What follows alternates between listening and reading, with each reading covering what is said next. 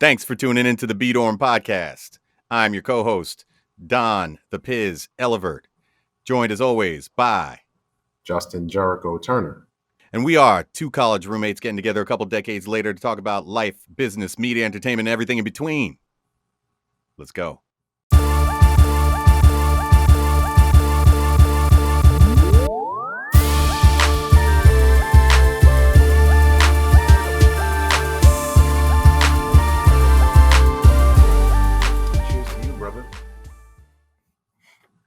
Justin, cheers to you, right back at you, my friend. Cling. What are you drinking over there, by the way? I'm drinking Founders KBS Cinnamon Vanilla Cocoa. It's a big-ass cup you got right there, homie. We're going to call this a chalice. This is, once you get over a certain size, you're no longer a cup. Aha. You're drinking size appropriate beverages. There it is. And it's black, right? Well, exactly. Who's darker skinned than me? My beer. Your drink is darker skinned than you. Yo. So what's good, brother? Right before we got on, we both realized that this is the first time we're actually seeing each other in some way, shape, or form since the turn of the calendar year, since we got to 2022. Yeah, man. Happy New Year, brother. Happy New Year, my friend. Good to see you. A lot has happened since we last got together, since we recorded our pilot episode of the B Dorm podcast. For all those tuning into this episode, make sure you go back, listen to the pilot, see what that was all about and why we got this platform here. Before I ask you how you celebrated your New Year's and or after New Year's times, I'm gonna let you know what I did over the course of that month and a half holiday season period. Not a damn thing. Why? Because my man Omicron came around. My man Omarion. My boy. That tweet he had to put out. He was like, "Yo, I am not a virus." My boy Omicron came over and took out everybody surrounding me. My man. Hadouken! I was dodging that Omicron everywhere because I already had that OG COVID last year around Thanksgiving, and I was not trying to get Omicron. Somehow managed not to get it. But first off, let's see. I know of everyone in my family, and then 2 other people. So I know about 6 or 7 people who went to Florida for the holidays, and all of them came back with that Omicron. I was going to say something about Florida being COVID country, but every country was COVID country. I'm not even trying to diss Florida. We got all other we got all other reasons we could talk about Florida and what's going on in Florida. I love Florida. Been going there since I was a kid. Got family down there, got friends down there. I got nothing but love for many people in Florida. I don't love what's going on with Florida lately. But, again, topic for another day. We're talking about holiday season here, man. We're trying to keep it happy. I got you. So how'd you celebrate the turn of the new year? Yeah, I did almost nothing for New Year's. Omicron was in full effect. So whatever plans I thought I might have had for New Year's was squashed, ended up staying in. Yeah. But I was also like storing my energy and holding my breath because I had Caribbean International Fashion Week that I was producing in St. Lucia over Martin Luther King weekend. Yes, that's when I saw you. Right. Celebrating. So I didn't do anything over New Year's, but I was able to salvage, emphasis on salvage, what ended up being a very, very good trip for some of the brands that my company works with. We were able to go out there with a much smaller group than we intended, but that's fine. A lot of the brands ended up pulling out because of COVID. We had, a number of Caribbean brands who just could not get their stuff to us because of COVID restrictions and the slowdown in all the shipping. So it was a lot of issues that we were trying to overcome. We ended up just working with some brands that are domestic here, bringing them out to the Caribbean with us with a small group of models. We worked with some local talent out there, fantastic photographer who we worked with before, who we've gotten published, and it was great. It was like you have, you set your palate for like a nice juicy T-bone steak, and like you don't get that steak, so you're a little bit disappointed. But the meal that we ended up getting was still satisfying. So I feel like we did what we went out there to do. And if the folks want to see some photos from that, we'll probably post them on our Instagram. So make sure you follow the B Dorm Pod Instagram as well. And it's the Caribbean. It's St. Lucia, so I had a good time. I was 5 minutes from the beach, right outside my hotel door. So it's a fantastic place to hold an event. But it's like a plus and minus. Like we had some people who got stuck at the airport on their way to St. Lucia because the rules that they set for testing before you can fly into the country. A friend of mine showed up at the airport, had, everything, thought he had everything straight, had a letter of approval from the doctor, like everything. But because he didn't have the one thing that their government required, he wasn't allowed to travel into the country. So, COVID's been doing stuff like that. And yes, it's a vacation for them. So it's not like a huge sacrifice, but it's a big sacrifice for the people who live there, who rely on vacationers to pay all of their bills. And I think sometimes that's what gets lost with people, right? Like, oh, Americans can't go on vacation. Oh, crocodile tears for them. No, it's not just that they can't go on vacation, because if they don't go on vacation, they can't supply a lot of these Caribbean nations, for example, with 60 to 80% of their GDP. So it's a big deal. So we did what we could. We got a small group together and we went out there and we supported all local businesses. We stayed in a resort that's owned locally also, which is another thing. A lot of places, you go to these big resorts, but they're actually owned by corporations that are multinational, and are providing little to no actual revenue for people who live on that island. So, we wanted to make sure that when we had our event, that we worked with a local place that hires local people. We hired a local caterer out there to provide one of the meals for us. And like I said, we worked with local photographers. Like that's kind of my thing. That's my MO. That's how I work, with our small fashion PR company. That's what we do. We try to do everything like grassroots, collaboration and cooperation equals success. Like that's what we preach.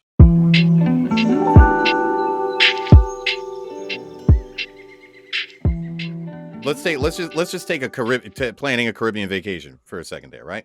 Yep. Because you could go to a country and book a vacation at a fancy resort, go to that resort, be treated like a king, have the time of your life, enjoy the beach, enjoy some of the cuisine, and literally experience nothing of that actual culture, and not necessarily do anything.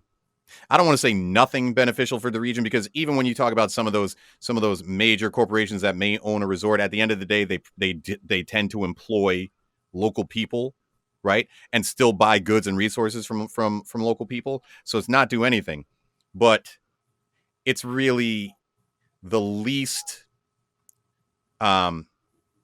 influence you can have on the local economy in doing it that way, right? Right. So take me through. I want you to put on your travel agent hat for a second here. So listen, I'm not going to say the right way. There's not really right or wrong, but if you want to actually really experience the place you're going to, For real, for real, for real. What are some of the things you can do to still have your high end? I'm on vacation. I want to be treated like a king. I want to be on a beach. I want to be safe. I want to be on a resort. But how can you do that and balance that out with having a positive impact on the local economy and truly getting a sense of what's going on for local folks in the region that you're traveling to, so that you as a person get more exposure and help enlighten yourself to make yourself more informed and a better worldly traveler. It's an excellent premise, my man. I think we'll refer to this as the travel cheat code, right? Travel cheat code, exactly. If you go to up C, down C, left C, right C, BA, select start your travel plans, how are you gonna hit them? All right. So it's the first thing I realized is, if I'm going on vacation, I probably want to smoke, right? So I was like, all right, I can't just walk around asking for herb. You're asking for trouble doing that, first of all. Even if you do find somebody who's going to give you something, it's going to be terrible. It's going to be trash, like half pencil shavings, like ridiculous nonsense, right? So first thing on the travel cheat code, ask your cab driver. Because we won't think about that. Like, you get in the cab and you're so anxious to get to the resort or whatever. And I'm talking about, like, if you're going to one of those all-inclusive resorts where you're not really going to have a lot of contact with the, actual island or wherever you are, ask a cab driver. Cab drivers are the chillest people on the island. They have access to, everything on some level, or they know somebody who does. Like, cab drivers are like they're the gatekeepers, especially in the Caribbean. So, you're looking for, like, oh, I want to go to like a real local spot and have like authentic food. Or, like I mentioned earlier, like I want to get some good bud, not some nasty trash. Cab drivers is a good, like, just ask them. And, if you're going to a resort, you're probably going to be sitting in the car for, 20, 30, 40 minutes. You got lots of time. You can interrogate them. First of all, a lot of them love to talk. So, get them talking about, different kinds of things, different things to see. Many of them have had these conversations already, so they have prepackaged things to say. So that's the first thing on the cheat code. Next thing, when you get to your resort and you're one of those people who says, oh, I like, the 3 or 4 restaurant options I have, but I want to eat local food. I want to eat actual local food. Human beings were the first Yelp.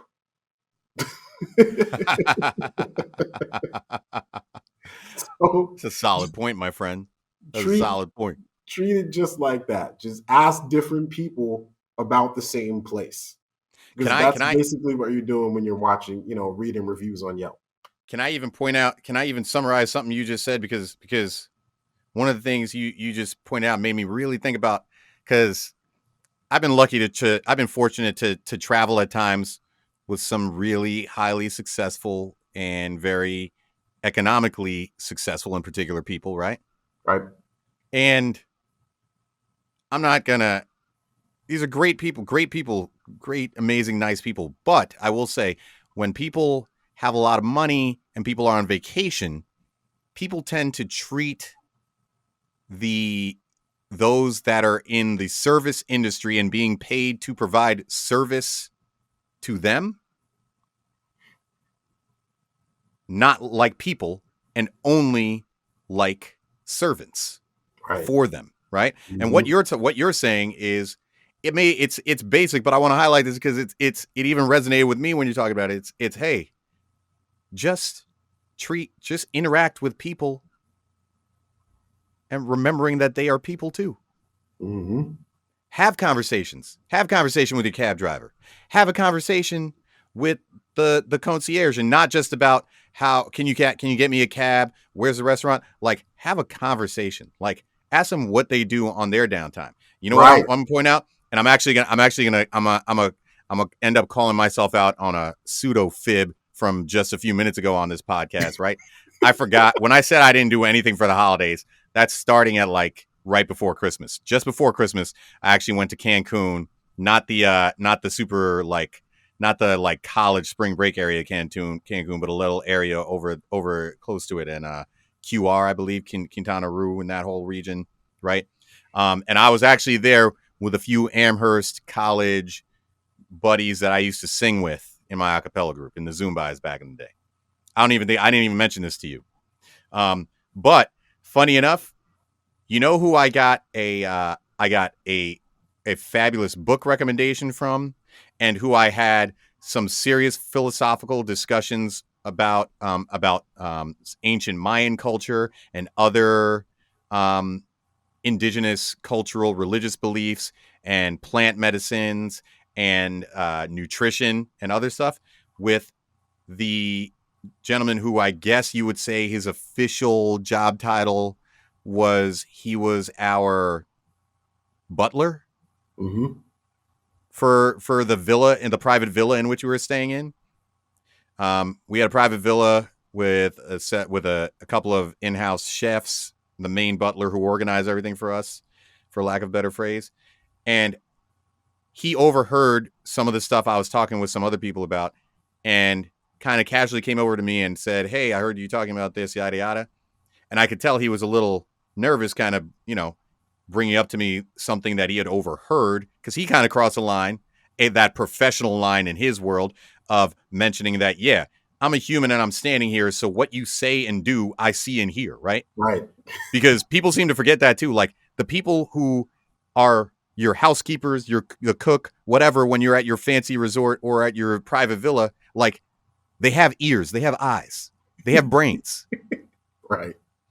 Their brain might be bigger than yours. Right. Right. So they're half the time they're just pretending like they don't see or hear what's going on, but they do. And they have input, and their input is valuable, and their input can probably be of value to you and change your life for the better. So have conversations with them. But again, basically summarizing it more succinctly, just treat people like people.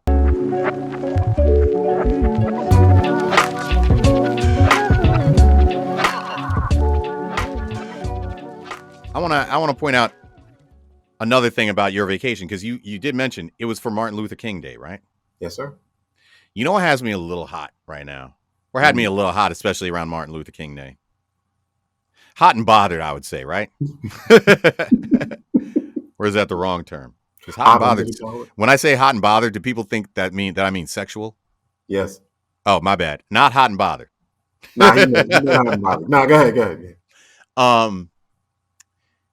I don't know how to react when I see people who I know, at least in the past, were either, how do we put it? They weren't necessarily pro Martin Luther King Day. All right, I know where you're going. You know what I'm saying? People who 15 years ago, 15, 20 years ago, people who mocked the holiday, or at least didn't necessarily think it deserves national recognition, or at the very least, just couldn't care less about it. And suddenly, some of these people are full-fledged Martin Luther King historians with the quotes and the how great of an impact in my life, yada, yada, yada, blah, blah, blah. But at the same time, part of my mind is like, isn't that great? They've come around. They now are embracing this, and they understand the importance, et cetera, yada, yada. How do I come to terms with, and where is the line between when you go from being naive or ignorant about, or even in worse cases, preventative about progress in something such importance like Martin Luther King Day, right? And how do I simultaneously appreciate the progress that individuals in my life have made in regards to that, while also being like, hey, hold up. I don't know if you're allowed to now be the poster child for this for this movement at this moment. Like, sit back, relax, enjoy the ride while you get acclimated here, but don't go putting stuff up to that so that people think you've been about that life all this time when you clearly weren't. Right. And I just want to point out for the listeners, Don is not just talking about white people. He's talking about us too. Because it's a whole lot of, we're gonna call it wokeism. That's happening. Thank you. Yes. It's a whole lot of wokeism that's happening. I need a sip of my drink after that little diatribe I went on there. Sorry, but you gotta refresh your throat, my man. Because you was hot and bothered. I want you to cool off a little bit. Yeah, man. I would like to refer to what has happened to America in the past couple of years as the Black Pantherification of America, right? Now, this is how we tie in our earlier argument. Black people got super dressed up when Black Panther came out. You remember that shit, Piz? Like, people was in full, like, face paint, costumes, and then the people that weren't in the costumes, everybody had on some kind of West African garb. People who know, I'm a comic book fan. I know you're a comic fan, etc. So, as much as I love the love that was coming across, I was like, wait a minute, y'all know nothing about the comics and don't know nothing about these characters and anything. And like, there was yes, I hear where you're going with this, right? Brand new black. Yeah. So, and I loved it. I don't want to criticize, right? I loved it. It was beautiful. Like, all the posts, like, people just walking around in the street, wearing like, traditional West African garb with, like, metal armbands. Like, I love that shit. Like, that's how I see the world, right? So while I'm highly critical of people's, like, sudden wokeness, I want to make sure I'm very clear. That's how we should always feel. And the problem with Kwanzaa, for example, is that it doesn't make people feel the way Black Panther made people feel. And that's the shift that we have to make. We got to find a way to make Kwanzaa make people feel the way Marvel managed to bring out more Black pride than Kwanzaa. Last year before this past holiday season, you produced a video educating people on Kwanzaa and also talking about why Kwanzaa is not being necessarily as embraced, not only by America, but by Black America as well, right? So I know we're a little bit removed from that, but can you fill us in as a little bit as to just give us kind of a little brief synopsis about what your thoughts were on that? Because you and I haven't even had to have a conversation about that, even other than the fact that the year before I did some voiceover narration for your video. This past year, you weren't able to necessarily, because of COVID, go in depth with the production that you wanted to. So tell the people what's going on, what's up with Kwanzaa, what's your thoughts on that, and what's the most important takeaways? Yeah, I'll start on the back end. The most important takeaway is we got to stop thinking about Kwanzaa as a holiday, right? It was never intended really to be a holiday. It was intended to be an ideology, like a lifestyle change. So, we're outdated. We're like 2 months out from where Kwanzaa technically was, but it's supposed to be celebrated year round. So we're not really, like, you know what I mean? And I think that that's part of the problem. I think we have to get to a point where we understand some things got to change about how we exist in this country and our relationship with American capitalism and all the other things that guide our futures in this country. We got to take a little bit more control over it. And Kwanzaa was intended to be one of those levers of control. It was supposed to be a celebration of Black culture, Black American culture to be specific. And, it was intended to tie Black American roots back to, our severed roots from Africa. And I get that sometimes that transition's difficult for people, especially Black people that grew up in this country that have no connection to Africa. Kwanzaa becomes very academic for them. And like, it's hard to get the Black community to get behind anything that's solely academic. You can get the academics behind it, but that's a small percentage of us, right? So, for everybody else, how do we get them involved in something that's supposed to be a lifestyle change? So I solicited some money from some sponsors, and I gave it all to a bunch of models and actors who helped me to exercise one of the tenets of Kwanzaa, the creativity. We put together some stuff. As you know, you did some voiceover work on it in order to try to both educate but also entertain folks in a language that we felt like they could understand. Just trying to break down the barrier between what Kwanzaa actually is, what it's supposed to be, and the way that it's being celebrated now, which is cool. Like, there's a lot of cultural celebrations that are going on around different parts of the country. It's cool. People are dressing up, throwing on kente cloths and practicing that one West African routine that they practiced all year. Like, that's cool. I'm not trying to degrade any of that. On the flip side, that's just the celebration part.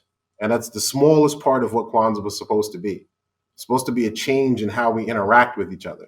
It's supposed to be a change in how we deal with, like, one of the most important tenets, cooperative economics. How do we help each other's businesses flourish? You can't do that over a 7-day period after Christmas. You know what I'm saying? That's a year-long process. So that's why we started the Kwanzaa 20 project. We're still going to be studying Kwanzaa over the next 10 years. We had to take some time off because of COVID. But we're going to jump right back in this year. And we're going to put together some more materials.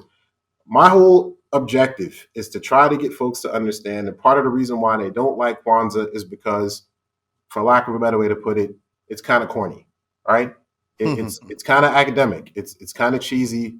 And, for young people who would rather, be in the club than be at a church watching, a youth group do a West African dance, those club people are not going to get the most important elements of what Kwanzaa is supposed to be. So we have to find a way to tie those people back in. We got to find a way to loop those people in, because that's the way that we're going to be able to make change. And if we're afraid to do that because people feel like, oh, if you try to cheapen it or turn it into something that it's not, quote unquote, that somehow it's going to dilute the message, that's where we lose. That's where we lose, my man. So, you know what I'm saying? Next year, 2022, we're going to pump some more energy into Kwanzaa. Hopefully get some new voices to start talking about it so that we can start to actually make changes. Well, let me play devil's advocate with you here for a hot second, right? Because this, what I'm about to say, doesn't represent how I feel now, and doesn't necessarily represent how I felt in the past, but to a certain extent is representative of some of my instinctive reaction to maybe the first time I heard Kwanzaa, the first time anybody else hears Kwanzaa, but especially first time as a Black American when you are learning about Kwanzaa, right? So how do you explain to me, or how can you motivate me or anybody who is in the position where you're throwing a new holiday to them, right? So in the middle of holiday season, I got Thanksgiving, I'm filling up my belly. I got Christmas coming around. I am celebrating, one of the most major holidays if you're a Christian of the Christian calendar, even though it's rooted in a bunch of pagan tradition, which is something we can talk about a whole other time that most people don't realize, but whatever. But yeah, I'm all about my pagan Christian traditions, right? and then I got New Year's coming up where I gotta, party like it's 1999 every year. Right. You want to throw something else in the middle of that, and that I've never grown up even knowing as a day to celebrate, and tell me I got to celebrate this, but you're not throwing big big parties and DJs around it, and you're not giving me the biggest meal of the year, and nobody's buying me gifts and stimulating the economy under the disguise of religion, right? My man. Yo, So that's everything. That's everything. That's all the check marks, bro. how are you going to motivate me to embrace this holiday and really recognize it and really appreciate it the way I should? I'm gonna take your check marks the way you just laid them out. Let's take one. Nah, it's not being broadcast, right? By the big DJs or on TV, blah, blah, blah. That's the first change. You gotta have Kwanzaa parties. It's gotta be party, concert, you know what I'm saying? Some kind of large, whatever you want to call it, and Kwanzaa's gotta be in the header, in the marquee. Now I'm starting to associate Kwanzaa with fun, right? So the 14-year-old whose parents have never heard of Kwanzaa and have heard of but have never celebrated in the house, whatever. That 14-year-old now starts to associate Kwanzaa with fun, like summer jam. You know what I'm saying? For like summer jam in the winter should be Kwanzaa jam, whatever you want to call it, right? So now they're starting to think of it as fun. Now I can start to teach them this is what it's actually supposed to be. So that when you start thinking about Kwanzaa, yes, you can have fun, but you're also supposed to do these things for your community. And that's why you get to have this fun, because we're going to keep building year after year. That's how you do it. So that's step one, right? Step two, you talked about gifts, right? We got to start, we have to create a Kwanzaa gift something, right? That has to become a thing. One of the things that I did this year or last year was I had two of my interns looking up like just Kwanzaa things so that we could see like if you wanted to buy a Kwanzaa gift, what would come up, right? Or if you wanted to buy like if you wanted to have a Kwanzaa outfit, like what would come up, right? Mm-hmm. Ridiculous stuff. Like really like first of all, it's like one page with like 12 items and all of them are like Black Panther costumes. You know what I'm saying? I was gonna say that's where Marvel is cashing in, right? Right, exactly. So then I started looking up sexy Christmas outfits, right? Hit enter. You see the nastiest, raunchiest, like, V-shaped thong everything outfits, right? And then I type in sexy Kwanzaa outfits. And it was like some kente cloth, like comfy, like pajamas. You know what I'm saying? It's ridiculous. That's where the marketing, the entire motivation behind presenting it as a holiday has to change. That's where it has to start. It has to start with the perception, because you can't elevate people's minds about something if they're not interested in the thing. You have to get them interested in the thing first. It's the same way I teach. I teach a pretty boring subject. Nobody really wants to hear like English professors talk, right? Mm-hmm. I go in there and I'm an interesting character and I do interesting things. And they're like, "What is he going to do today?" Right? And you know what I'm saying? So I'm getting excited about that, like real, just basic, like energy. Yeah. And then I can get to them. Then I can teach them. So anyway, that's the solution, man. We gotta get DJ Khaled to host Kwanzaa Jam, and it's got to be featuring this one, that one, and the other one, and maybe like a pregnant performance by Riri, and like, you know what I'm saying? Then people will pay attention.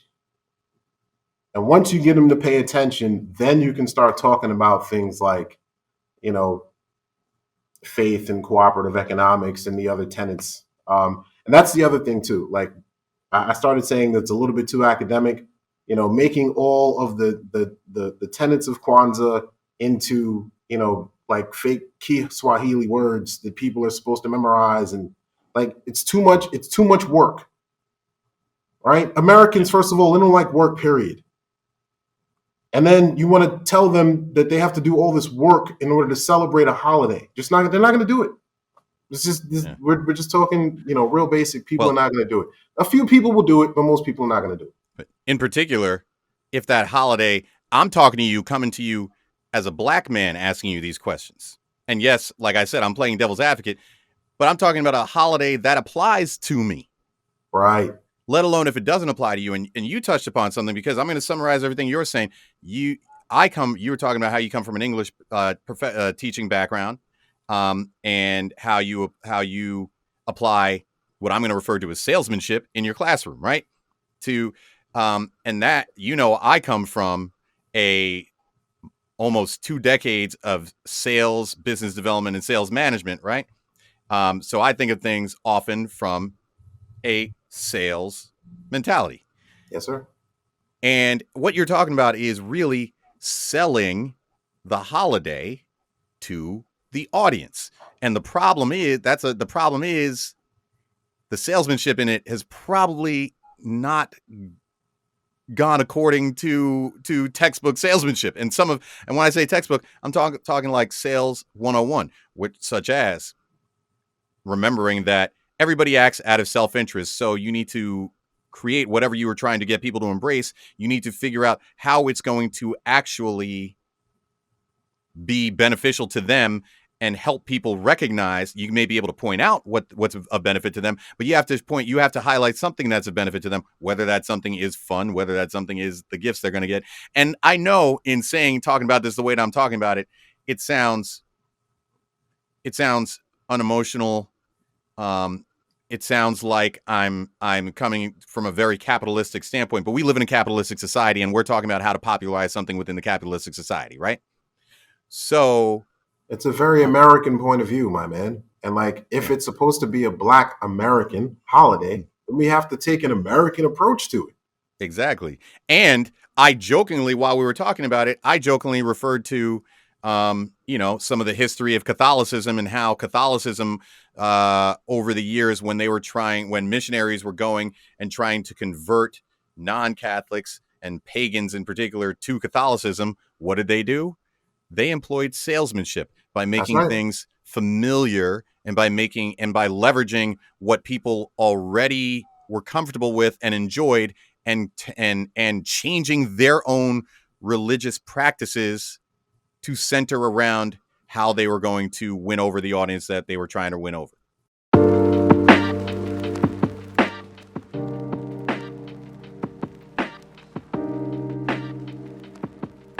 We had holiday season. Mm-hmm. We had Martin Luther King Day. Yes, sir.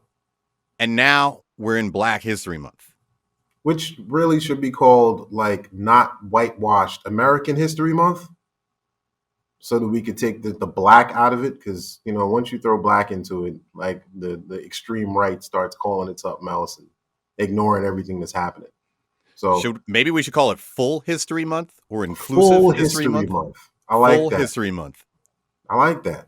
See? Maybe instead we should call every other month in the calendar year Cliff Notes History Month. I like it. Incomplete History Months. Yeah. Months. My bad. Yeah. So now that we're in Complete History Month. Yes. As we embrace the Black Pantherification of America, I want us to really, because the next film's going to come out, and rest in peace, Chadwick Boseman. That's probably going to be the highest grossing film in Hollywood history when that movie comes out, the second one. And we're going to see even more. We're going to see an avalanche of Black culture when that film comes out. And I'm going to be all over it. You know what I'm saying? I'm going to be one of those people that's in full garb, like, doing my thing. Yeah. So, but that's not out of character for you. That's not out of character for you. And right. So that's where I come back to my question. And I think that's really what my question is about. And I love your Black Panther analogy, because that takes it out of the framework of, because when I talk about Martin Luther King Day, to your point, it sounds like I'm talking about just like white people or something like that. And I'm not just talking about white people.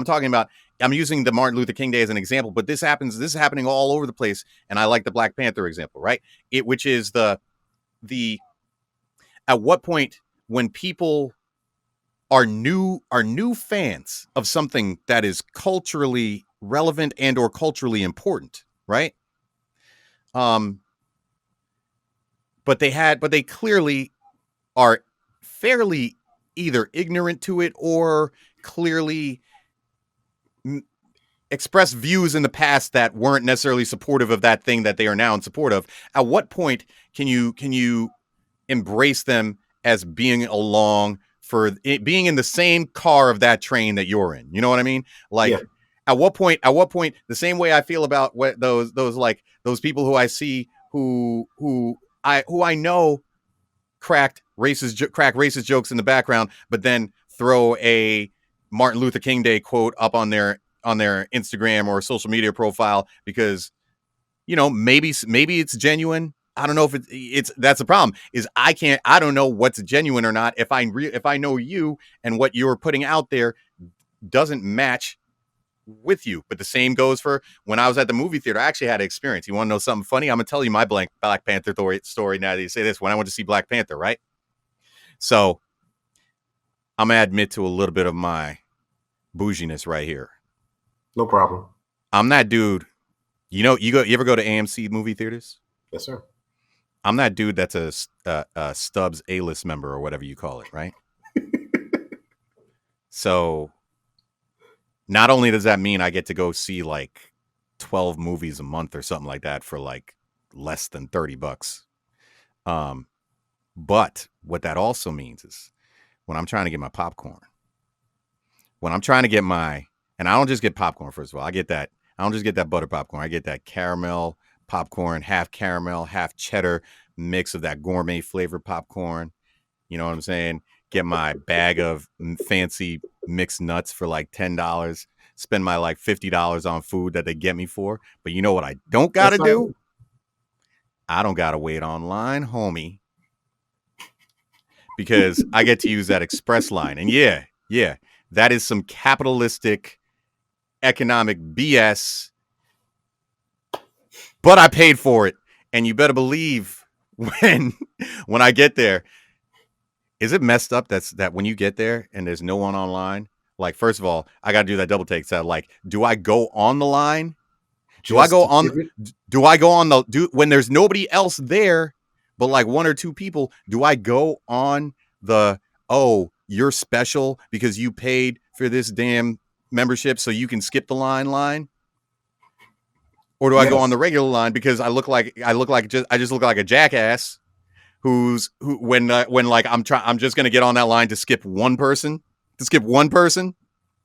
But anyway, yes, I get on that line. Person, I'm sorry, you paid to skip that dude. Yeah, but I do get on that line. But anyway, back to my point, which is that when I went to see Black Panther, so I was on the fast lane, right? And there was this dude in the fast lane with me, and in full transparency, he was Caucasian, right? But he was looking around we were joking around about how this was one of the few times that fast lane was actually super useful because so many goddamn people were in line, and we were having conversation about how annoying that was that all these people were in line with that. He and I were geeking out about how excited we were for Black Panther and how we've read the Black Panther comics, watched the Black Panther animated series and all that stuff, right? And how all these people knew nothing about that shit. Right. Nothing about it. And it was clear even from, if you hear the conversations people are having, they don't know the plots, they don't know the characters, they don't know anything. So at what point, once again, I was stuck in that situation where me and this dude were just talking about like, yo, this is some annoying ass shit with all these people here. But at the same time, I'm thrilled all those people are there and thrilled that all these people are dressed up in the black garb and that I've never seen this many of my folk coming out for one of the nerdy comic, sci-fi, whatever movies that I like to go to. My man, first of all y'all listening right now, you need to understand that there's a certain level of geekdom that Don and I share, which is why we're both good friends. Right? So I 100% feel you on being surrounded by people who don't know nothing about what's going on. but that's also a metaphor for exactly what we're talking about, right? Like, if you embrace the energy, I don't really care if you don't know what's going on, because if you embrace it and you stay in it long enough, you'll get educated. You know what I'm saying? And that's what I'm hoping that the Black Pantherification plus Black Lives Matter, you know, plus a repantherification, because the movie's about to come out in the next couple of years, like this little pocket of, like, negrosity that's flaring up in this country right now. Like, we need to figure out how to capitalize on all of it, and not. I don't want to talk down on anybody who didn't, never heard of Black Panther before, never wore anything from a West African country before. Fine.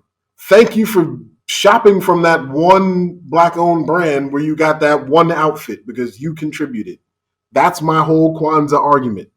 Like, so we can get people to do more of that on a more consistent basis, then we will actually start to see some change. Everybody talks about how America can't change. America is built on capitalism. America is not going to change. We have to build our shit into the capitalist structure, not in such a way that we are bastardizing ourselves, because I'm not about that. I am one of those people who will spend money to make sure that the right people get my money. Like, I'm one of those people. I know a lot of people don't do that. And I don't encourage, if you can't, a lot of people don't have the financial freedom to do that. You know what I'm saying? They will have to take the cheapest option. I don't, so I don't. But you have to put some kind of energy into the system if you want to see some kind of change. And most people are content with complaining about the system, the man, or whatever the fuck you want to call it. And then they put very little energy into the system to change it. If every single person puts a little bit of energy into this system, the way that it's designed, spending money on our businesses, making the choice to not do this in order to do this, in order to further them because they are us, making those kinds of choices on a very limited scale. If everybody did it a little bit, we would all benefit. So that's my mission. You know what I'm saying? So when people always ask me, why are you putting so much energy into Kwanzaa? Nobody cares.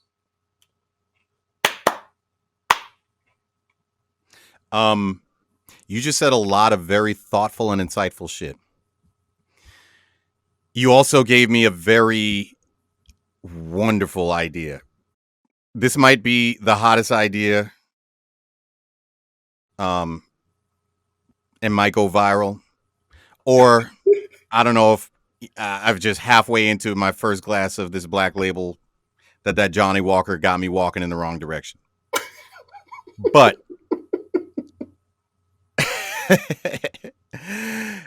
my idea for tying this all together.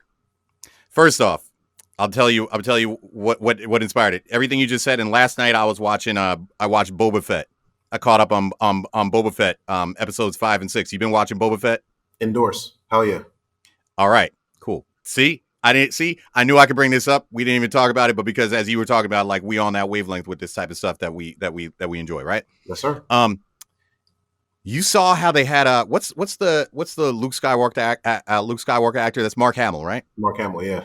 You saw how they brought Mark Hamill back, right? With the CGI, the de-aging technology that they doing now with stuff. Craziness, right? I still thought it was a little wonky with some of the talking. It was like his lips weren't 100% matched, but that's like some minor type shit. But other than that, fabulous. You know what I heard? You got a 4K TV. Yeah. You know what I heard a lot of talk about recently? I was reading an article about. There's a lot of discussion about who's going to play the next Black Panther. Some people trying to petition to get Kevin Feige and Marvel to do use the de-aging type of technology or CGI, whatever, to have T'Challa stay the same.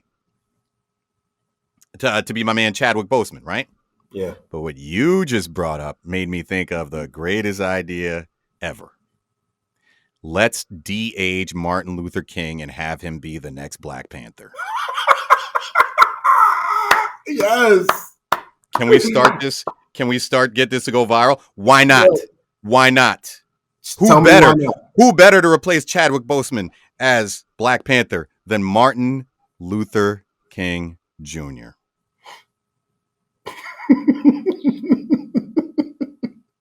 You'd have to explain why Black Panther stopped fighting, because MLK was all about nonviolence. But he would be great. He would pick up now, leaning into back to the fact that, like, I'm not just throwing it out there. I actually know about what's going on in the Marvelverse. Remember how they ended off Black Panther, and that whole movie was about him coming back around to the idea that he needs to actually have an impact outside of Wakanda, and you can't just isolate Wakanda to itself. And what was Martin Luther King all about? Branching out and involving all communities and getting those communities together and what he wanted to roll out. So he would be the perfect one to pick up on that mission of actually taking Wakanda and its technologies and helping to bring that in a peaceful mission to the rest of the world and unifying everybody together. It might not be a great film, though, without the fight scenes. Yeah, but the monologues in that film, homie, woo, it'd be epic. Can you imagine you have Martin Luther King as the heir to T'Challa as Black Panther, and he gives a revamped "I Have a Dream" speech while being in the ancestral realm and dreaming, pseudo dreaming? I'm just saying.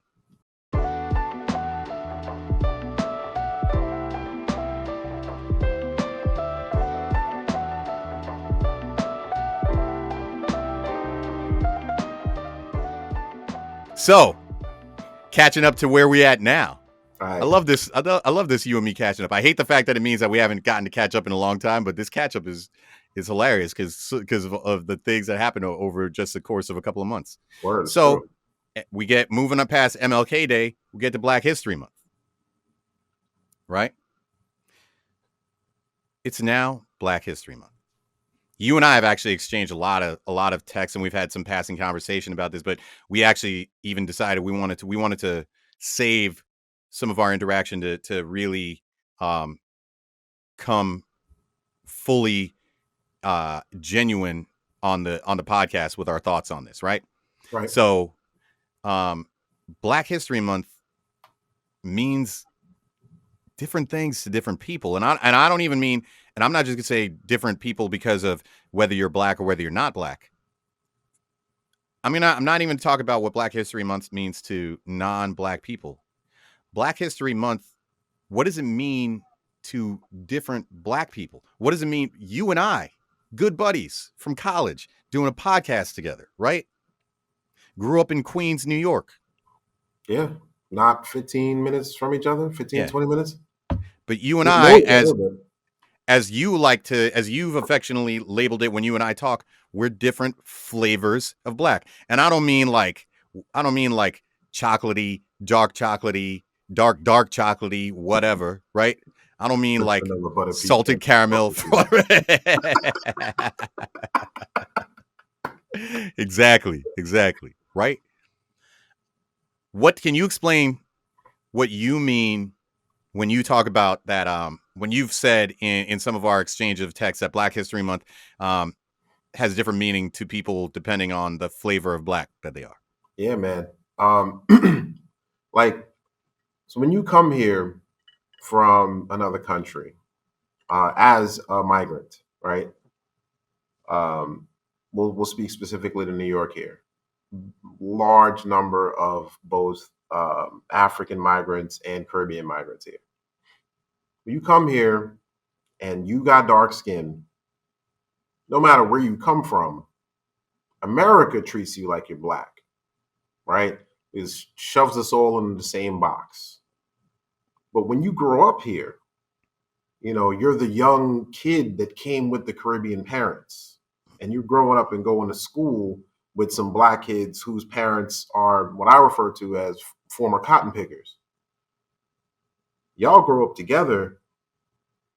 Those, kids with the Black Southern roots, are mean to the immigrant kids. And this is, this is something that maybe the white community has no access to. But there's beef within black, especially for younger kids. Like I personally didn't really recognize the difference between black and black until I got to Andover. Because I grew up, I was privileged enough to be around some black Southern people and a lot of black Caribbean people when I was growing up. And one of my close cousins also married into a huge West African Ghanaian family. So I had on the same plate, jollof rice, curry goat, fried chicken, and mac and cheese. So my experience with black did not fracture until I got to high school. That was a phenomenal sounding meal, by the way. I don't know if you saw. I just I'm gonna need you to pick back up to whatever you said after, because you lost me after you lost me after curry goat, and man, I don't even eat goat anymore. But that meal sounded incredible. I should know my audience. I apologize. I said food and I lost my partner, man. Yeah. But yeah, like I started to recognize like there were different clubs for black kids. You know what I'm saying? Like it was like a Caribbean club and like an African club. And I wanted to go to all the clubs because I like clubs. So I was like, yo, let me in. I'm one of those too. Like, where are your parents from? Alabama. Part of the reason why we as a community have difficulty unifying is because we haven't really fully embraced our own differences. You know what I'm saying? Like you were saying that yourself, Haitian American, second generation, right? I'm first generation. You're first generation. My parents immigrated direct. My parents both immigrated from Haiti. Yeah. Right. So you and I have a shared experience because we both grew up, not too far from each other. But then you went home to your house, and y'all celebrated New Year's very differently from the way we did. For example, since we were talking about the holidays. So, for those that don't know, the Haitian let me not talk about your culture, man. Like well, yeah, I'll break. Haitians, New Year's is very important to Haitians. Haitians eat their soup jumeau and forgive me if my pronunciation is a little off to any Haitians who speak Haitian Creole better than I do, but we have the soup. And part of the big reason, what's funny of you bringing that up, the interesting thing about you bringing that up, you know me as someone who respects that as an adult. When I was younger, I used to get annoyed. My dad made a big deal about, you got to come home for New Year's. You got to call your parents and your family members on New Year's. And I was like, dude, it's New Year's. I was out for New Year's Eve partying. I'm recovering on New Year's Day. I'm not coming home for New Year's. I was out till 5 a.m, yada, yada, yada, blah, blah, blah. But New Year's is when Haitians drink the traditional soup, which is in celebration of and respect for the ancestors who led the first successful slave revolt in the Western world. Thank you. Right? And that's why they eat the soup that they do, because it's celebrating being able to eat the thing that their slave masters, I hate the phrase slave masters, slave capturers, whatever you want to call it. I just hate the word masters. But that the people who enslaved them used to be able to eat, and then now they were able to eat it. So Haitians, our soup jumeau, great soup. Justin, I know you love it. I love it. For those who don't know what it is, it's like Haitians made gumbo. Like it's very similar because it's a lot of different stuff, chopped up in it. It's not really a soup; it's more of a stew. It's mad thick. Butternut squash, noodles, meat, whatever meats, vegetables, potatoes, sweet potatoes. Throw it in there. Give it to me. Yes. Let it marinate. Let it simmer for a long time. Bro, now I'm hot and bothered.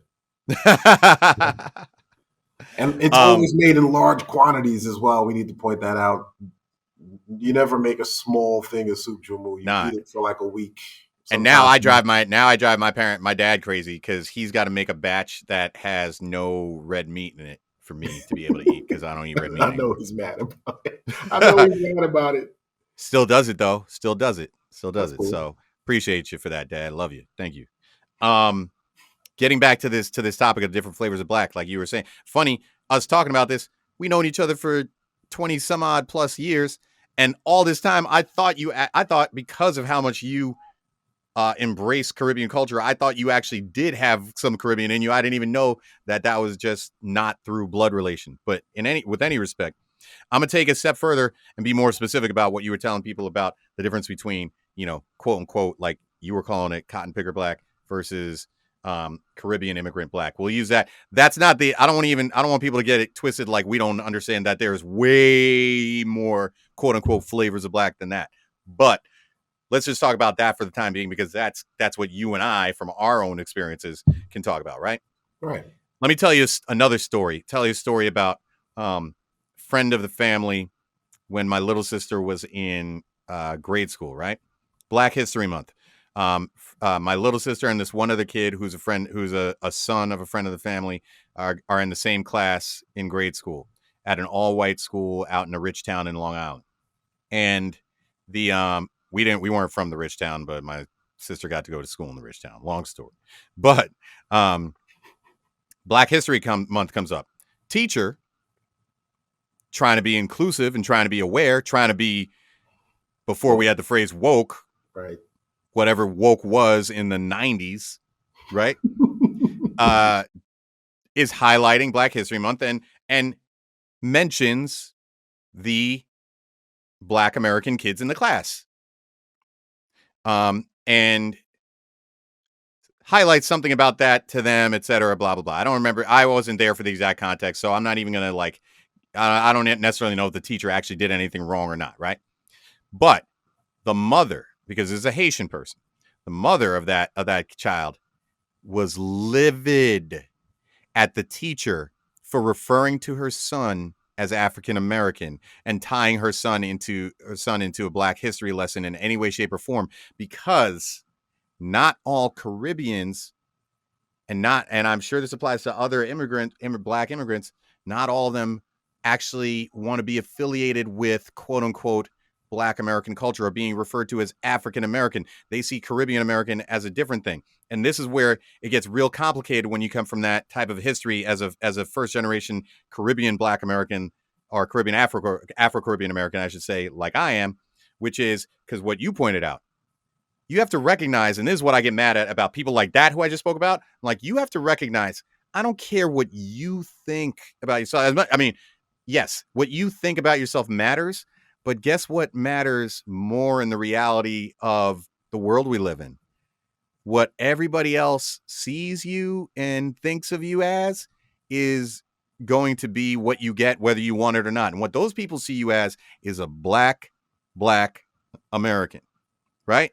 They don't know the distinction between the, Caribbean American. They don't know the distinction between African American, African multi-generation, African American as in enslavement American versus Africa came from Africa, post-slavery American versus Caribbean Afro-American, right?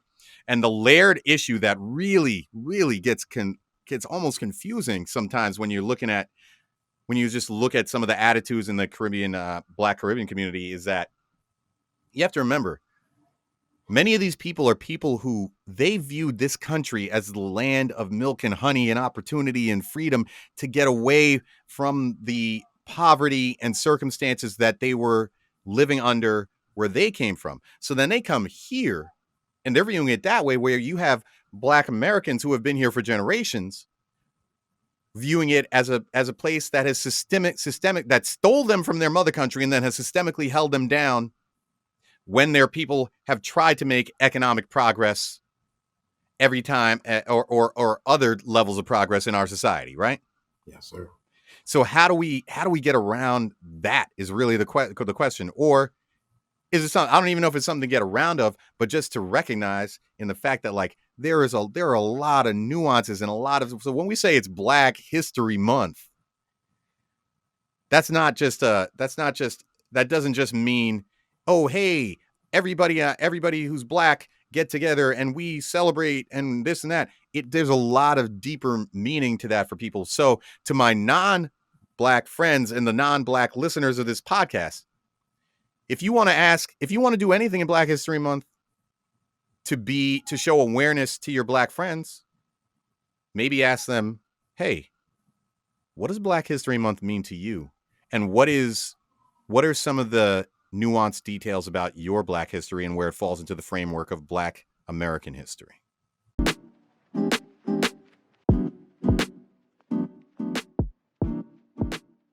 Being from Queens, that makes us, we are New York City natives, right? You know what being a New York City native at our ages makes us? It makes us street food connoisseurs. Yes, sir. Street food connoisseurs. Absolutely. So cannot exist in a city without really embracing some street food at some point in your existence. And New York's got great street food. And you know what's interesting lately? That's been getting me kind of nostalgic walking down the street. Is like nowadays New York street food is like, you see these.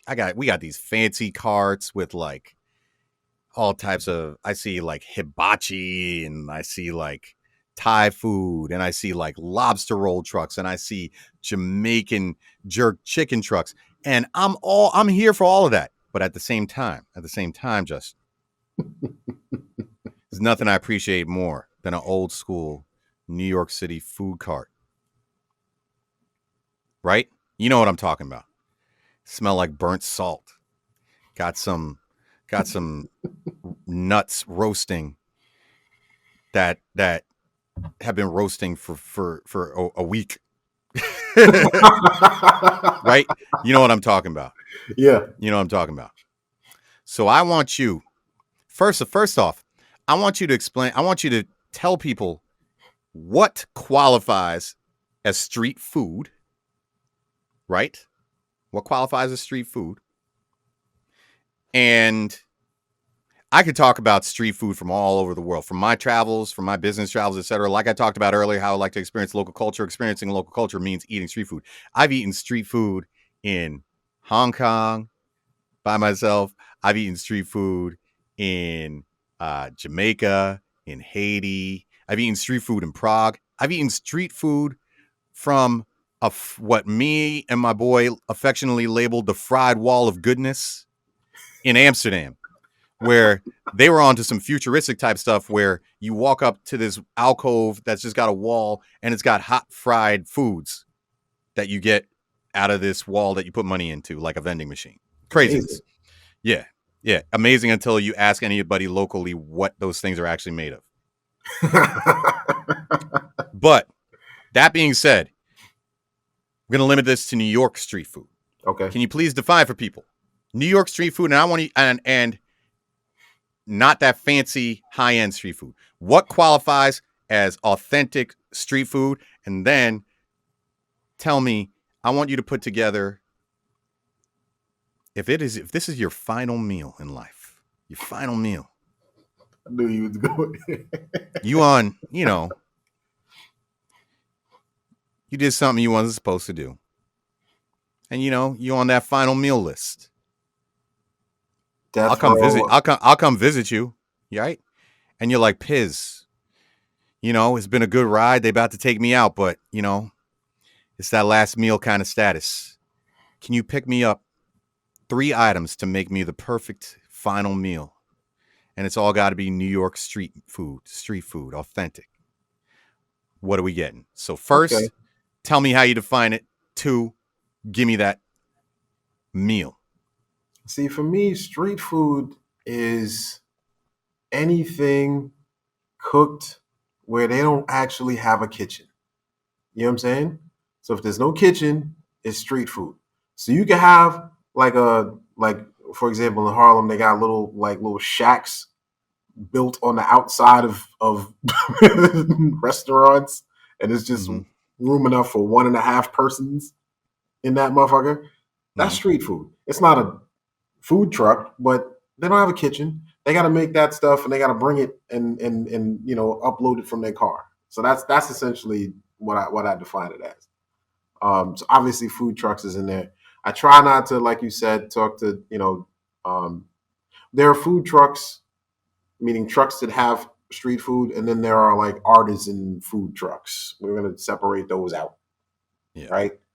So for me, no hate, but y'all just don't get included in this. yeah, we're not talking about y'all. No hate involved. I like good food, whether it comes from a truck or a restaurant. Yeah. I don't give a fuck. But it's like talking about, it's like Black Lives Matter, and people try to be like all lives matter. Yes, all street food matters, but right now we're talking about street food.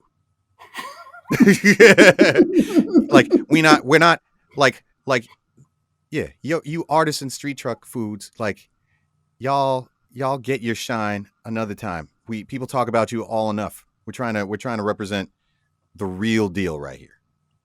That might have been a bad analogy, but nah, but I'm with you. I'm with you. You know what I'm saying? We here. Because for me, it's gotta be the gyro truck. I knew. I have a feeling where you're going. I was wondering if you're going to go there, because if I know you correctly, here's the problem. You say a gyro truck, but I don't think you're talking about any gyro truck. I feel you have a gyro truck that you go Actually, to. Yes, I have a specific truck. My man who used to be, I don't know if he's there anymore because COVID, and I haven't had a gyro from street in like probably 15 years. But for a long time, that was my joint. It was on 54th Street and 6th Avenue in the middle of the city. I was there all night. And, in our 20s, we was big club people. So we was out all hours of the night planning after we leave the spot. We're going to the gyro spot. Didn't matter where we were in the city. We'd find our way 54th Street, 6th Avenue, and get a gyro sandwich. And this is what you had to tell him, because if you didn't say sandwich, then you was gonna get the plate with the rice, the rice, the salad, the meat, the tzatziki. Yeah. We want the gyro sandwich. We want you said tzatziki. We didn't know what that was. I didn't know what that sauce was called until I was like 35, something like that. That's white sauce, right? Yeah. So for New Yorkers, y'all know what I'm talking about. You're getting the gyro with the white sauce, with a little bit of hot sauce, because like it's late and you don't really want to do that to your stomach. Mm-hmm. But you want that flavor and a little bit of barbecue sauce with that too. So we mix that all together. You get barbecue sauce on the gyro? Yes. And yes, I did call it a gyro, by the way, because that's what we're talking about, gyros. But we refer to them as gyros here. For people who don't barbecue sauce. So you sweeten that bad boy up a little bit. Yes, right? You mix that up, man. That's it. And also important, got to make sure that they heat up the bread. Yeah, don't give me that. Don't just pick the bread out of the refrigerated compartment of your cart, slap it on the tinfoil, and then throw the hot meat on it. First of all, you know what happens when you touch hot stuff to cold stuff. Come on now. You know exactly what I'm talking about. That bread sweat. You don't want none of that. You don't want none of that. No. Right? And it also, very important. Like people want to buy street food and leave with it. You have to eat it. Right? You don't wrap that up. You got to get it wrapped, like 3/4 wrapped, and you got to have the top open so you can get right up in there. Yeah. Because once you start covering it, now we're talking about bread sweat, which is gross. Bread sweat. Disgusting. Nobody wants bread sweat. All our listeners out there, if you about that bread sweat, it's the wrong podcast for you. Right. I don't know what y'all doing. We ain't about that life. I don't know what y'all doing. First of all, we have a whole section of a next episode dedicated to the air fryer, because the air fryer needs some respect. Oh my goodness, we will break down everything air fryer related. That's for sure. Boom. But anyway, all right. So you hit me with your gyro. Yes. That's item number one. I told you get to make a gourmet street New York City street food, not just street meat, street food meal. Oh, all right. So we got your gyro. Yeah, 2 more items. All right. Number 2, I'm going somewhere like around where I live now, you know, South Bronx or you know, Washington Heights, and I'm looking for a little old Latina lady with like a slight hunch in her back, Mm-hmm. right? Because she got that cart with the corn that's like crusted with the butter and the cheese. You know what I'm talking about? The corn on the stick. Oh, they do that up by you? Yeah, man. Okay. That is crackish. Like I don't know how they make it. I probably just made that up. I feel like there's butter and there's cheese It's involved. that grilled that is they do that Mexican style grilled corn Yeah. with the I don't even know what that cheese is called. That like crumbly, soft You little know, you yeah, know. yeah, yeah. You know it when you see it and you know it when you taste it. Yeah. Yes. That. Okay. That's two. Right? Those Now, same people probably got churros, right? yeah. Okay. Yo, y'all peeped up. Y'all peeped up. Roll that R one more time. Oh, what you talking about them churros? I Yes. know. I don't know about y'all out here eating them churros. Right? I ain't about that life. Sound Bring like me, a cereal. bring me a warm cinnamony churro. My bad. All right, so that's two. Now the third one's actually pretty easy because you know we're New Yorkers. You like me. You grew up in the hood. It's either. I said it was easy. It's not easy. All right. So street food. I got See, two this courses. is why Now I I need a ask you. dessert. Right? This is why I ask you these questions because they sound easy until you get working on it. Am I going Mr. Softy? Because that's also street food. That is Or street food. or am I going rainbow mango icy? See, I assumed you were going icy. So I on my list, I'm not going icy because I thought that's where you were going. Mm. But I I'm, didn't think of I'm Mr. Softy. I didn't think of Mr. Softy. You got a solid point. Mr. Softy is New York official street food. right.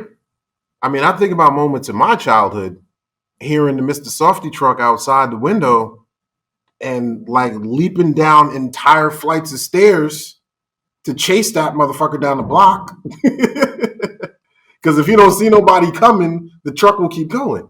When he sees a Yeah. bunch of kids running, then he'll stop and like sell ice cream. So like there's some nostalgia there. But as a baller and somebody who spent a lot of time playing basketball as a kid, you already know that the little Mm-hmm. lady with the ices is coming through, and it's Yep. just standing there next to the court the whole time, waiting for the game to be over. I'm gonna go with the icy. I'm gonna go with the icy. All right. So to recap, you got you a gyro with some tzatziki, some hot sauce, touch of hot sauce, a little barbecue sauce, Boom. wrapped in the inside of a warm grilled pita, no bread sweat. Then you follow that up with that grilled street corn with that crumbly, soft, tasty cheese that neither of us know what it's called. And then you hitting them with that rainbow ice. Okay. Now, just to be sure, are you getting are you getting the Italian ice or are you getting one of the I think are they Dominican? Or there's some Latino Caribbean in I think region where they come from where they do where they actually not like a prepackaged icy type thing, but they actually scrape kind of make their own crushed ice and then pour that syrupy juice on top. Yeah, not the shaved ice joint. Not the shaved ice joint. Just a regular Icy Italian icy joint with from the with the the cart. with the little wooden spoon thing. You got it. That's it. Okay. That's Okay, I it. feel you. I feel you. All right, you ready for this? Go. Here's where I'm going with mine. I'm only going to one. You went to 3 different people for your shit. All right. That's beautiful. That's lovely. You spreading the love, you spreading the wealth, you supporting the local economy. I'm going to one person. And I want that cart. I need that cart to be I'm going back. I'm taking it back to like the 90s. Like I could make my meal at my man on walking back from Regis. I get to the train to get back to Queens. My man on like 86th and Lexington, I think it was, around there, 86 Park, 86 Lex, standing outside the pizzeria. I'm hitting them with, I'm going with the Euro as well, aka gyro. How you not, right? Exactly. I don't even eat red meat anymore, but I'm gonna throw Meal, it in. do it. Last meal, you got to get that lamb doner kebab mixed mash meat situation, sliced, grilled, tasty. I want everything on that bad boy. I want green peppers. I want onions. I want tzatziki. All right. I don't want bread sweat. Heat my bread up, grill it, do it right. Treat it like you care about it. All right. Like you said, wrap it proper. Leave the top open. I'm eating that bad boy as soon as you hand it to me, okay? I'm taking a bite before I walk away so I can turn to you, give you a smile, let you know you did that thing right. Mm-hmm. Okay? Next. Give me that knish, bruh. Oh, okay. Give me that knish, bruh. You know why? You know what I found out? You know why you don't see knishes anymore? Did you notice that you don't see knishes at all no more? I haven't really been looking, but there was one main manufacturer of knishes in the New York area, and they closed up. Somebody told me this. Wow. Okay. Hopefully I'm not spreading misinformation here. Otherwise, you're going to hit me with your tax. But you know what I'm saying? Don't at me. Yeah, don't at me on this one. Don't try to tax me on this one. I don't have one of them blue check marks next to my name yet, like JT was talking about. But I'm getting that knish. Same deal. Heat it up. I want my knish to be soft and warm on the outside. I want it to have that nice crust on the outside, right? Then you're going to slice my knish open. You're going to put that mustard on there, right? Oh, okay. Okay. I'm going to have my knish on the side of the gyro, right? Then, and this one is going to tell you who really is a fan of the Beat On podcast, because this is episode number 1, but we got a pilot episode that you could still listen to on iTunes. And guess what? If you listen to that pilot episode, you already know where I'm going with this one. Hit me with them honey roasted cashews. Yeah, bruh. You know what I'm talking about. Street nuts. You ever watch? I dare you to walk past one of them street vendors, smell it, pause, and not think about buying a pack of them honey roasted cashews. Bro, it's hard, man. Because, I live by Yankee Stadium now. So, like, walking over there, well, killing me. I'm on my way to the track to try to be less fat. And I got to walk past roasted nuts. Yeah. And then they got like honey roasted like coconut, right? They'll like roast coconut anything. chunks. Yeah, these fools out there are honey roasting anything. But you know what? Ain't nothing gonna do it right like that honey roasted cashew. And that's the first episode of the Beat On podcast, folks. Check us out next time. You know where to find us. Remember, rate, subscribe, review, then unsubscribe, then resubscribe. Rate, review, show us some love. You got any feedback? Hit us with it. Let us know what you think. Let us know what you want to talk about. Catch you next time. Yeah.